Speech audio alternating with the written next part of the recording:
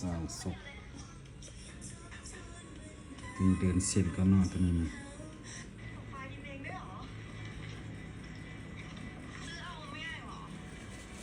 เดินเส้นก่อนเอาตัวนี้สักฟรีอ่ะ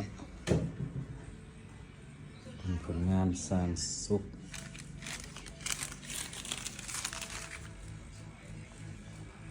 นี่สร้างนิดกำลังปัดแบ็กกราวด์น่าจะนี่สร้างสุตัวนี้นะกำลังเฮียนปัดเงานี่จะเป็นปัดเงาสไตล์งานดอทนี่เข็มเดินเส้นเข็มเดินเส้นเบอร์3จะเฮียนปัดสไตล์งานดอทก่อนปัดแล้วจึงมาใส่เข็ม RM เข็ม RM ตัวนี้จะปัดไหลเงาเนาะไหลเงาจางหาเงาเข็มหรือว่าเงาเข็มหาเงาจางแต่ว่าสไตล์งานดอทตัวนี้มันฝึกซักตัวนี้ไปก่อน